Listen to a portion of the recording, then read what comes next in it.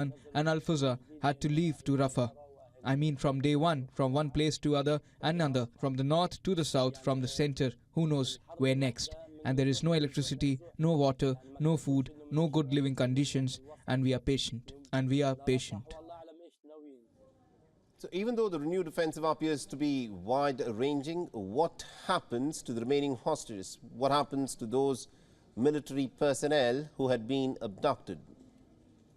Now, since the truce was announced, an extended Hamas member has freed at least about 110 captives, including 80 Israelis. In exchange, Israel has released about 240 Palestinian prisoners, including women and predominantly children, many of whom have been in Israeli prison for months without even charges being leveled against them. The prospect of Israel expanding its ground campaign southward has also heightened international anxiety, including in the White House, which has warned its close ally to moderate its military tactics to reduce civilian casualties and the depopulation that is being witnessed in the Gaza Strip.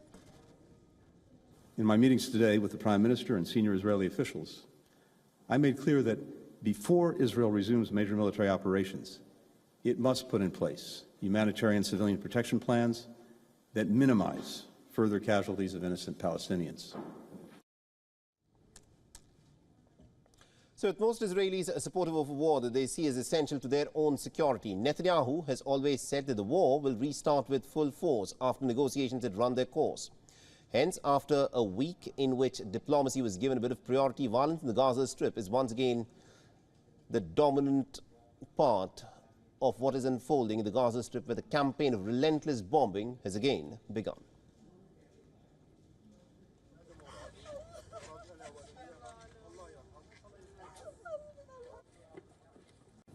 The ceasefire, which had lasted for 7 days, hung by a thread and it snapped yesterday morning. And immediately afterwards, Israel began its campaign of relentless bombings, and just in the last 24 hours, at least about 178 people have been killed, and scores of others have been very grievously injured. Now, this moment, it is difficult to predict as to where this war is headed. Now, the United States, as it has always done, has backed the Israeli side, and it has said that Hamas is responsible for ending the ceasefire. Now, the Americans have blamed Hamas for the failure to produce a list of hostages that would have helped a further extension in the truce. Hamas, on the other hand, has accused Israel and the United States of having walked out of this ceasefire and of having resorted to this campaign of relentless bombings that has worsened the humanitarian catastrophe in the Gaza Strip. يعني احنا نرجع الفشل للطرفين الإسرائيلي والأمريكي. الطرف الإسرائيلي يوم أمس بالليل كان واضح أنه هو يريد العودة إلى القتال. جرى طرح أكثر من فكرة من قبل الوسطاء. نحن تجاوبنا مع 3 أفكار منها، ورغم ذلك الإسرائيلي كان يقول لا لا لا في كل مرة. Now, Israel is vowed to carry on with achieving its goals in the Gaza Strip, but how it wants to do it is still not clear, because the only strategy that Israel has been using is to drop bombs on the Gaza Strip, resulting in worsening the humanitarian catastrophe and suffering of the Palestinian people. And also, the country's defense minister, Yoav Gallant, has told his Air Force fighter pilots that Hamas only understands force, and Israel will continue to bomb the Gaza Strip. כפי שאמרתי מהיום הראשון, אני חוזר ואומר עכשיו, ארגון החמאס מבין רק כוח. אנחנו נמשיך ונקה אותו עד שנשיג את מטרות המלחמה. פירוק ארגון החמאס, שלילת יכולותיו הצבאיות והחזרתם של החטופים אל ביתם. Israel has released a video showing its resumed operations in the Gaza Strip. It says that it has struck operational command centers in the enclave and also underground sites and a military compound since the truce ended. Now, Israel also claims to have eliminated certain Hamas strongholds within the Gaza Strip. But remember, what is happening at this moment is that Israel is carrying out bombings in some of the most densely populated areas in the Gaza Strip. There's no place that is safe in Gaza, and especially southern Gaza, where Israel had been exhorting all Palestinians to flee to for safety, has now come in the crosswires of the Israelis. The large parts of Khan Yunis city have been bombed with a campaign of intense bombardment that Israel has resorted to since yesterday morning. The scores of people have been killed in Khan Yunis. Many of them were rushed to the hospitals as they were injured very grievously in the strikes. They had to be pulled out virtually by hand from underneath the rubble. Now, Hamas has also released videos to show the launch of a few of its rudimentary drones that it has towards the Israeli army tanks in the Gaza Strip. Silent explosions were heard in Israel as some of these crude rockets that Hamas has got were fired from the Gaza Strip. Now, fighting has also resumed on the Israel-Lebanon border as well. The Israeli army has released a video to show the Israelis carrying out air bombings on certain targets that they claim were Hezbollah targets in Lebanon. According to the Lebanese state media, the Israeli shelling has resulted in deaths of 3 civilians in southern Lebanon immediately after the truce ended. Now, Israel has confirmed that 6 of the Hamas hostages are now dead. This is something that the Israelis have now come forward and said. Now, the army has not yet verified the death of the youngest hostage taken by Hamas, who was a 10-month-old baby, and also his family. Now, remember, Hamas had said that these Israeli hostages had been hidden in one of its tunnels and they died because Israelis bombed that tunnel. Now, talking about the humanitarian situation in the Gaza Strip, the White House says that it believes that Israel will allow for humanitarian aid trucks to enter into Gaza, but the number of deliveries will be reduced significantly. The United Nations, meanwhile, has said that the humanitarian aid delivery to Gaza is an unknown after the restart of the fighting. It's kind of a unknown. Even before this pause, we were able to get aid in, to do whatever we can, but it just, when fighting is going on, it makes it that much more complicated, challenging, and most importantly, dangerous for those delivering the aid and receiving the aid. And also to give us more perspective in terms of what is happening at this moment at the Gaza Strip, we're being joined by Professor John Blaxland, who is an international security expert and a professor in intelligence studies and international security, and is joining us live on the broadcast here. Now, Professor Blaxland, it's been 24 hours now since the fighting has resumed. The ceasefire, which had gone on for about 7 days, came to an end. Now, Israel says that its intention is to try wipe out Hamas, but it is doing so by dropping bombs in some of the most densely populated neighborhoods anywhere in the world. It has sparked a humanitarian catastrophe which is being made worse at this moment at the Gaza Strip. Does Israel actually have a strategy in achieving the objective that it claims that it wants to? Yeah, look, good to be with you, and it is a shocking situation. It's devilishly difficult. Of course, we need to remember that this is largely an information war. While what we're seeing on the screens is about death and destruction, the effect that I think the Hamas has always sought is for this to kind of paint Israel as the ogre, as the bully, as the perpetrator of the violence, trying to make people forget what happened on October the 7th, and to rally the cause. Let's not forget Hamas, prior to October the 7th, was being completely marginalized. Saudi Arabia was on the cusp of doing a deal with Israel. They were almost completely isolated except for support they were getting from Iran and some moral support from Turkey. So this has been a game changer for Hamas. They have been very happy to, well, they've been prepared to see Palestinians sacrificed essentially for the cause, while the Hamas themselves have been hidden away. The hospitals have been used as shields. The resumption of violence is a direct consequence of them not being prepared to give more captives up for exchange for Palestinian detainees in Israel. Professor Blaxland, if I can just interject there, but Israel also has a choice in terms of how it goes after Hamas. You know, what is interesting is that a lot of the top leadership of Hamas is not even present in the Gaza Strip. So if Israel wants to go after Hamas, it should go after Hamas with precision strikes. But what we are witnessing are these 2-ton bombs being dropped in places like Khan Yunis, and they are so densely populated, which is going to make things worse. The death toll is already well over 15,000. There are more than 6 6,000 children. Many of them do not even know that they are Palestinians who've been killed in this conflict. Is there something different that Israel, that is backed by the United States, can do? So, look, I'm not sure that those numbers are quite correct. We get those figures from Hamas. Hamas, let's not forget, is a terrorist organization that is bent on actually not telling the truth. So we hear reports of Hamas states, and we hear reports that Israel alleges. It's very interesting the language that's used, to accept what Hamas says at face value. But we can at least accept what the United Nations is saying. The United Nations says that it is a humanitarian catastrophe that is playing out in the Gaza Strip. It is a humanitarian. The United Nations chief has said that Gaza has become a graveyard for children. Yeah, but what is Israel's options? Let's be realistic here.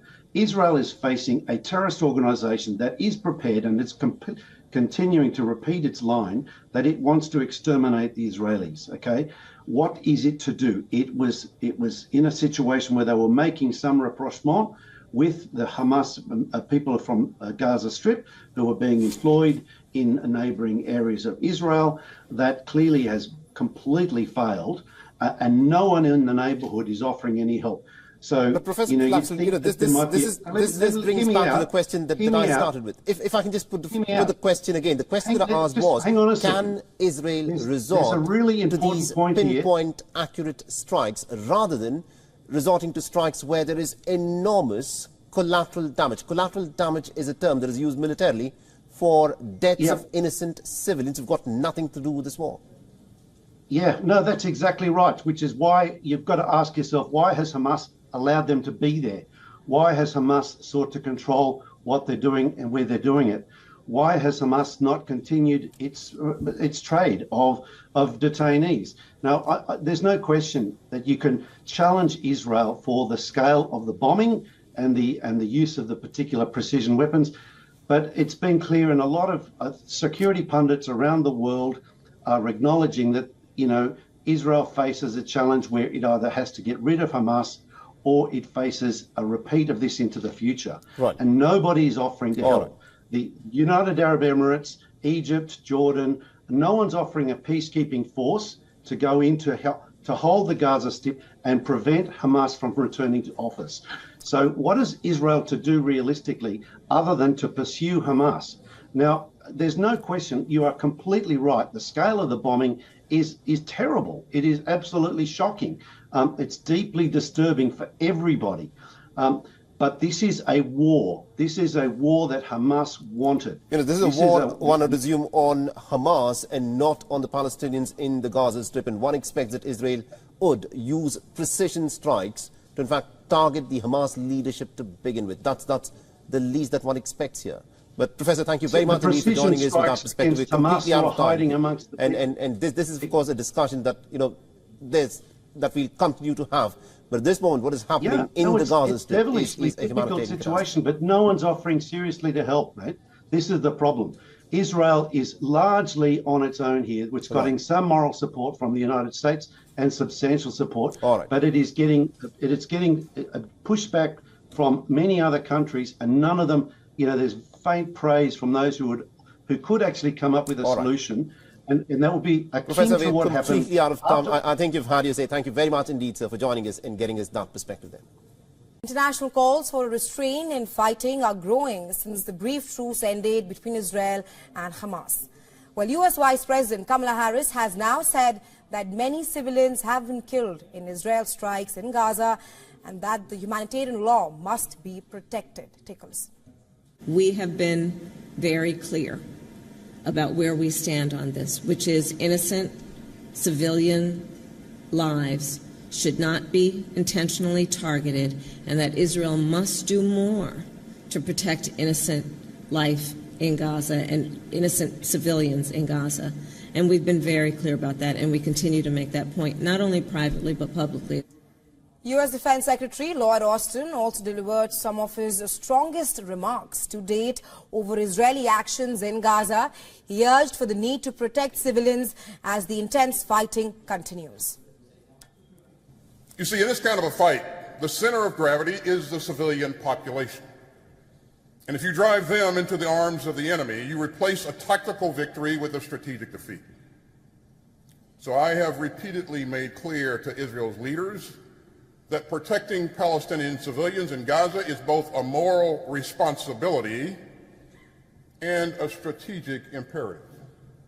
After these comments by senior U.S. officials, Israeli Prime Minister Benjamin Netanyahu said that Israel has no desire to harm the population and that it is continuing to work in coordination with the U.S. and international organizations to define safe areas for Gaza civilians.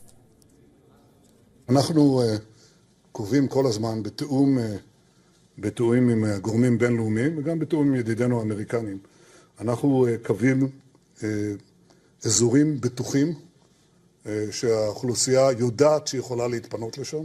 עשינו את זה בצפון ואנחנו נעשה את זה גם בזירות אחרות.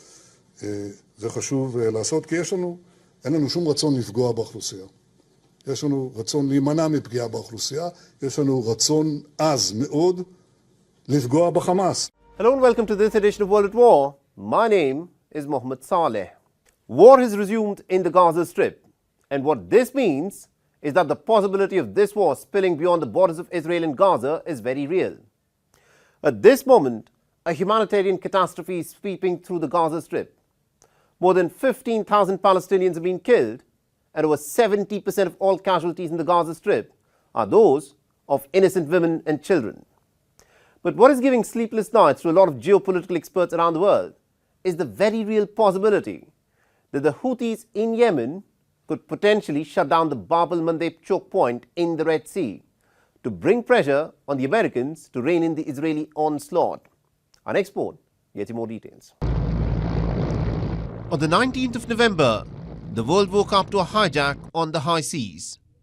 Armed men in fatigues rappelled down a helicopter and took over the crew of a cargo ship and altered its course towards the port city of Hodeidah. What has since become abundantly clear is that the Red Sea corridor is no longer a safe place of transit for ships owned by Israel or its allies. The 189-meter-long cargo ship called Galaxy Leader was operated by a Japanese crew and was carrying a Bahamas flag. Initially, Israel even tried to distance itself from the ship, but it soon emerged that the ship was linked to the Israeli billionaire Abraham Rami Ungar. The Yemeni armed forces reiterate their warning to all ships affiliated with the Israeli enemy or those dealing with it that they will become legitimate targets for the armed forces and urge all countries whose nationals operate in the Red Sea to refrain from any work or activity with Israeli ships or ships owned by Israelis. With the uneasy truce in Gaza having snapped, Israel has resumed its crippling bombardment of the Palestinian enclave. And what this means is that the Red Sea corridor, one of the most important shipping lanes in the world, going out of service for Israel is a very real possibility. The Houthi involvement in the Gaza war won't happen in the Gaza Strip.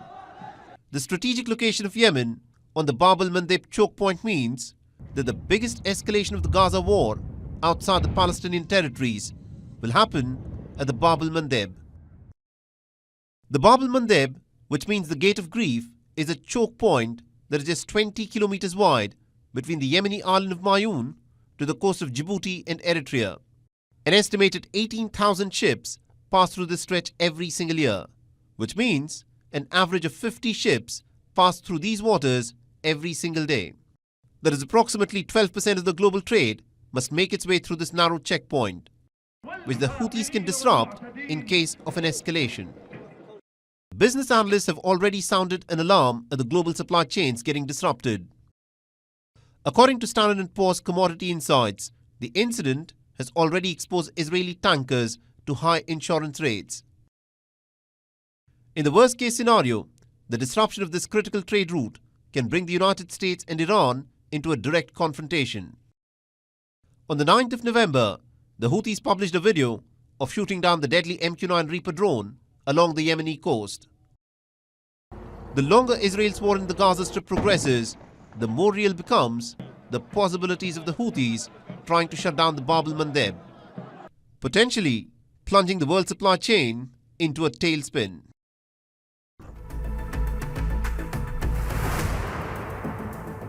The war in Gaza has drowned out the bruising war in Ukraine from the public's imagination. But the fact is, Moscow's invasion of Ukraine is now in its 21st month. The battle lines are frozen. The Western support for Ukraine after the failed spring counter-offensive has created a sense of war fatigue. But there is a quiet realization that even with the best Western weapons, Kiev has been unable to push back the Russian troops. And now with the onset of winter, the Russians, it appears, are gearing up for their own winter offensive.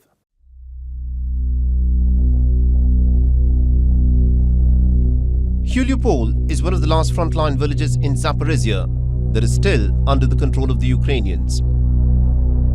Only those people who are too poor and who have nowhere else to go are the only ones who are still living here. Water is scarce, electricity is gone, and keeping oneself warm in the winter is a real struggle. The missile hit and the walnut tree was smashed to pieces. The window was smashed too. The car was destroyed.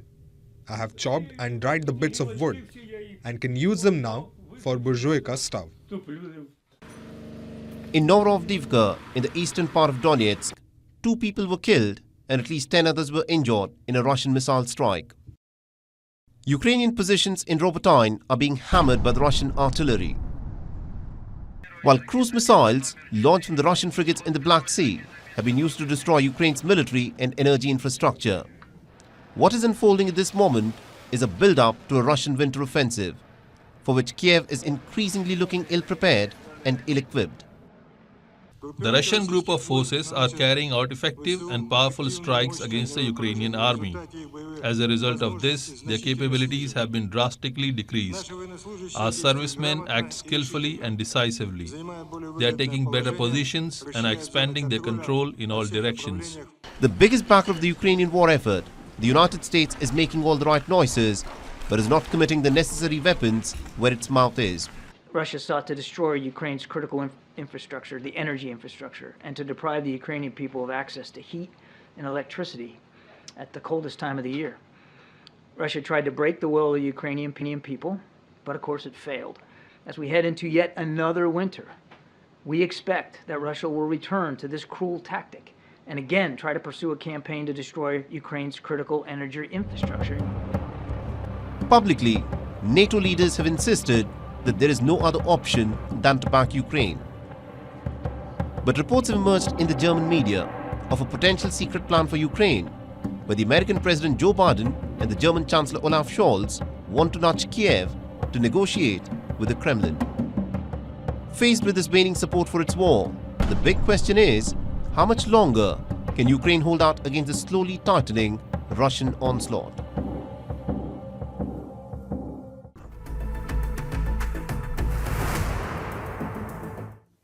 On the 2nd of November, the Russian President Vladimir Putin revoked Russia's ratification of the 1996 Comprehensive Nuclear Test Ban Treaty, which is a global treaty banning nuclear weapons tests. The move sent alarm bells ringing. In an attempt to allay the fears, Moscow said that the revocation would not lead to a resumption of nuclear testing again.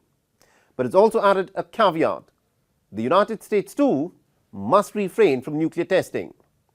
For the record, present-day Russia and erstwhile USSR had tested its last nuclear weapon on the 24th of October in 1990, while the United States' last nuclear test had been on the 23rd of September in 1992. In the backdrop of Russia's special military operation in Ukraine, the revocation has led to increasingly hostile rhetoric and also the arms control architecture that was built since Soviet Union's collapse more than 3 decades ago has now begun to unravel. How credible is the risk of a full-blown nuclear war, especially when viewed in the light of the deteriorating Russia-US relations? Perhaps it would be wise to listen to the voices of the people affected by these nuclear tests and learn from them.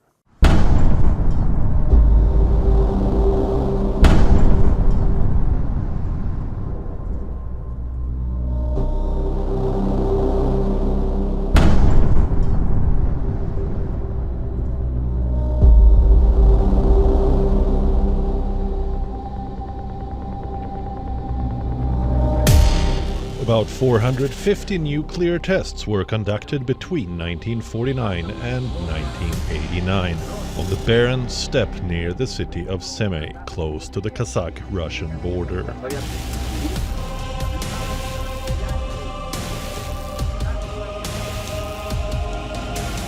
More than 100 of these tests were atmospheric, and the rest, post-1963, were conducted underground. The above-ground explosions, known as atmospheric tests, were in practice until 1963. Authorities used to order local people out of their homes and schools for any such detonations above ground, fearing that ground tremors might cause buildings to collapse. I must have been a 5-year-old boy. I was very young. We have been told training was supposed to take place.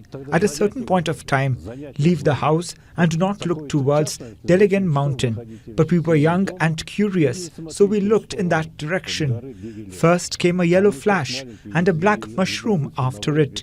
The adults tried to drive us away. The effect of radiation exposure was devastating on the environment and on the health of unsuspecting local people. Kazakh authorities estimate up to 1.5 million people were exposed to residual radioactive fallout from testing. What was their compensation? A certificate confirming their status as victims of tests, which made them eligible for an equivalent of a $40 monthly payout. Over 1 million people received such certifications. Some lost most of their family members to related diseases. My father died when he was 58. Then my elder brother died, and my sister too. All of them died. We were children and knew nothing. Nobody dared to oppose the government then. Though there is little reliable data available on the specific health impact of testing in Kazakhstan, scientists believe exposure to radioactive material on the ground, inhalation of radioactive particles in the air, and ingestion of contaminated food, including local livestock, did contribute to increased cancer risk and cases of congenital malformation. The damage wasn't just limited to regions exposed to direct radiation. Steppe winds carried the nuclear fallout across an area the size of Italy. A large portion of such territory is still considered too contaminated to inhabit or cultivate. At a time of rising risk of nuclear war, lending an ear to the sagacious voices would be a wise decision.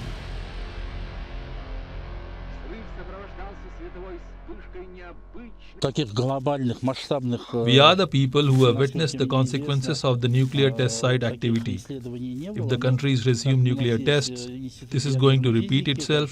The population of the world would be killed. Let our sufferings teach others a lesson. It is necessary to convey our distress to other people. If this resumes, the humankind will disappear. A 1963 treaty banned the nuclear weapons test in the atmosphere, in space or underwater. But the underground testing, too, poses serious environmental and health risks, besides the potential for contamination of groundwater. Most dangerous of all is the fact that the radioactive contamination lasts for generations. A momentary mistake could potentially impair generations to come. It's time the world paid attention.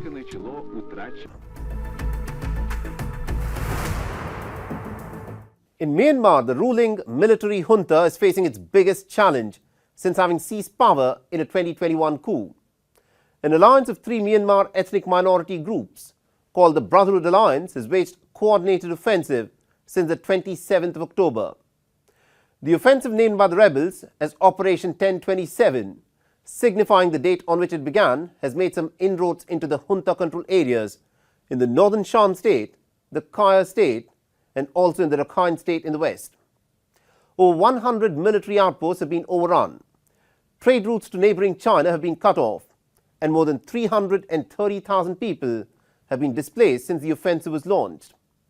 The Myanmar army so far has failed to mount a serious counter-offensive on the ground and is primarily relying on air and artillery strikes.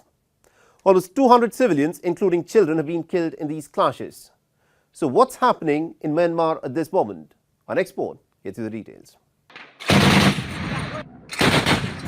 Pauktaw is a principal town of Sitwe district in the Rakhine state of Myanmar, situated 25 kilometers from the state's capital.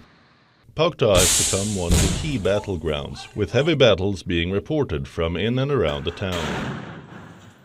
Opening a new front in the offensive, one of Myanmar's ethnic minority groups, the Arakan Army, moved into Pauktaw on the 15th of November to regain control of the key town with a population of 20,000. The Myanmar military has carried out a sustained offensive involving fighter jets. For the past 2 weeks, military has been shelling Pauktaw from bases around Sitwe. According to the United Nations, 18,000 residents of the Pauktaw town have already fled. The Arakan Army is one of a dozen armed ethnic minority groups, battling Myanmar's military since independence from Britain in 1948. Last month, it joined forces with the Myanmar National Democratic Alliance Army and the Ta'ang National Liberation Army in an offensive against the junta across northern Shan state bordering China. Increasingly wary of conflicts in northern Myanmar spilling over the shared border, Beijing sent warships of the 44th Fleet to Yangon on the 27th of November, calling it a normal military exchange between the two sides. This is a normal military exchange between China and Myanmar. Regarding China's position on the conflict in northern Myanmar, we have made clear repeatedly that we are closely following the conflicts in northern Myanmar. And we urge the relevant parties in Myanmar to cease fire as soon as possible, peacefully resolve their differences through dialogue and consultation, avoid escalation of the situation, and take practical and effective measures to ensure security and stability along the China-Myanmar border. The China-Myanmar border is fraught with drug trafficking and people smuggling, a source of constant irritation for Beijing. China's People's Liberation Army conducted military